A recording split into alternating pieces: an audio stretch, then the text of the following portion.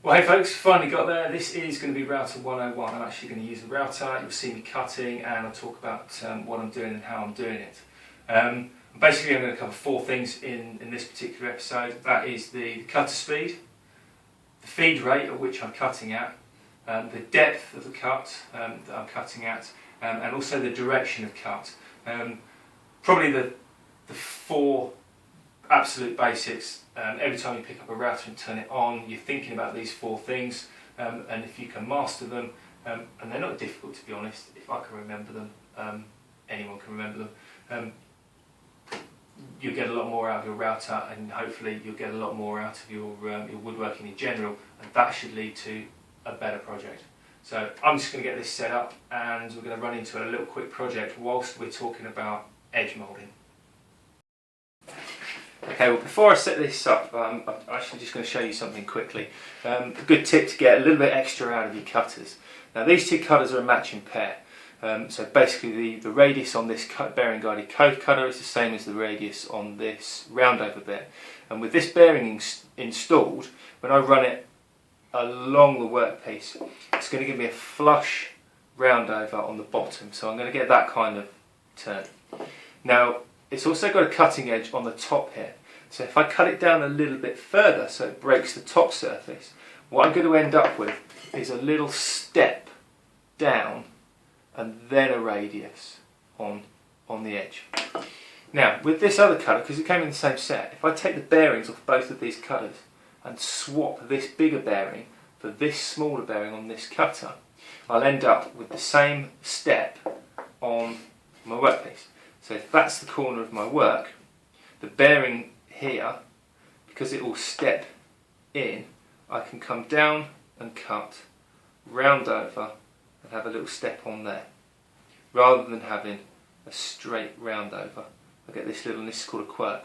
It's just another way to get something a little bit extra out of your cutters and add another little detail. Now I can set it all up. Okay.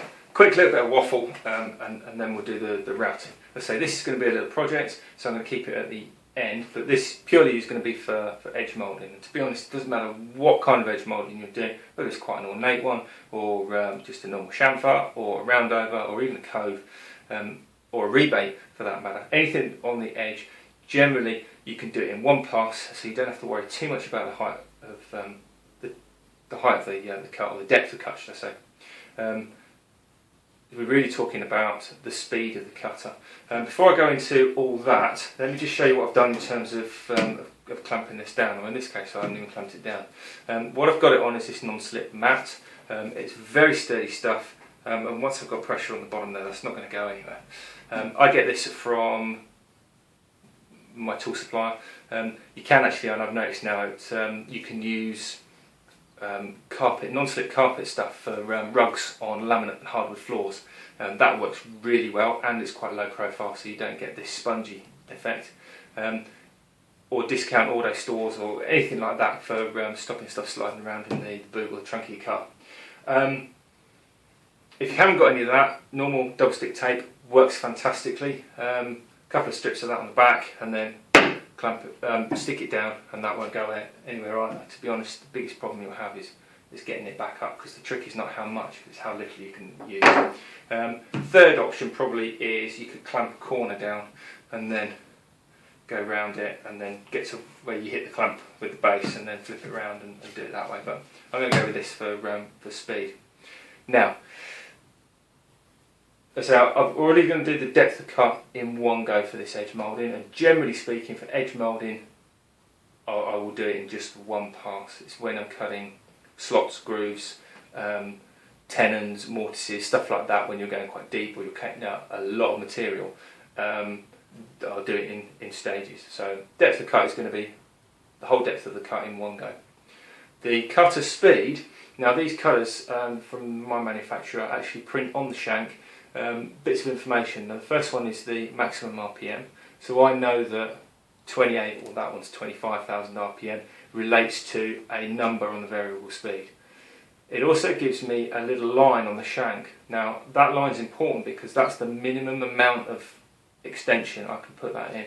When you put the cutters into the router, you don't want to jam it in so it bottoms out on the spring. You want a little bit of slack, but you don't want so little in, it's just kind of pinching on the end. So I always go to the line, and then if I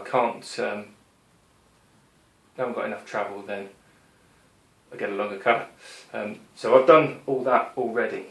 Now, direction of cut. It doesn't matter whether you're cutting a slot, a groove, tenon, whatever cut you're doing, the cutter direction, or the direction of your feed, is the most important.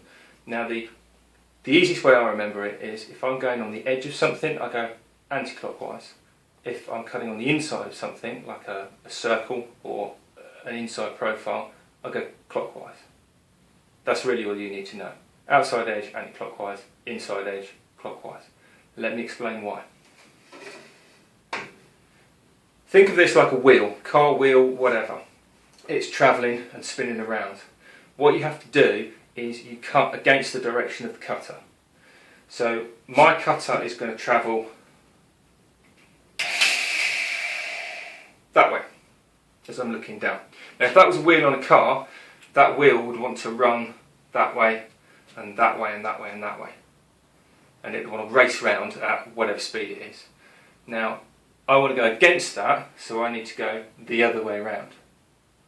Yeah?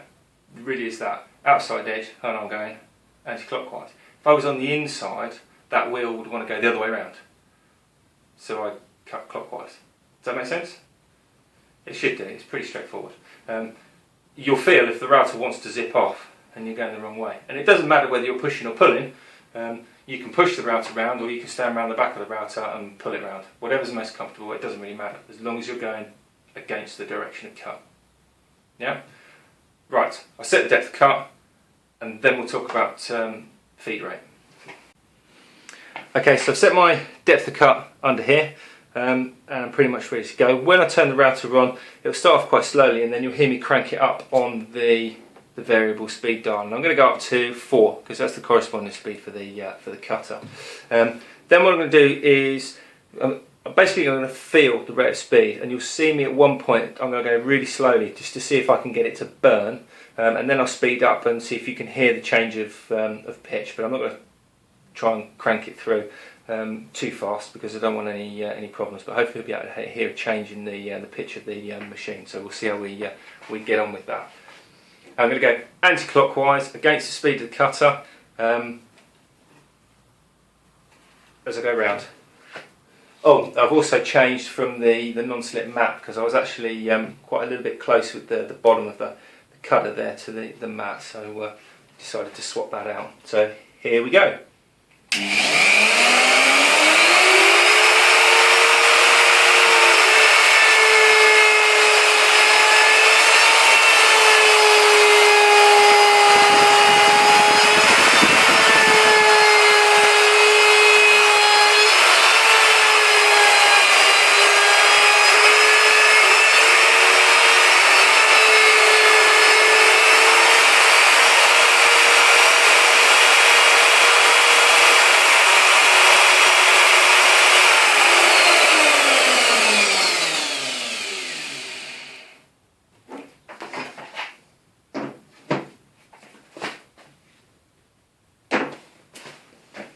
So I managed to burn it there, but now I've got to try and get this off. There we go. Double stick tape works a treat. Then to get it off, I'm just going to roll it under my thumb and peel it off. That's the worst thing about this, getting it off afterwards. There. So it gives you a nice. This is the original cut end. It's got damp, but if we look at these others, we can work with those quite happily. Gives it quite a nice decorative edge. And that's basically edge moulding. It really is that simple. Well, that's basically edge moulding. What I probably should have said, and basically forgot to, is I cut these roundovers in one pass. Now, okay, I'm using MDFs, it's a soft timber, but if you're working with, say, walnut or rock maple or something like that, and you want to do a decorative edge, you'd probably be able to do a roundover and a Roman ogee and probably a small-ish chamfer in one pass, and that's fine.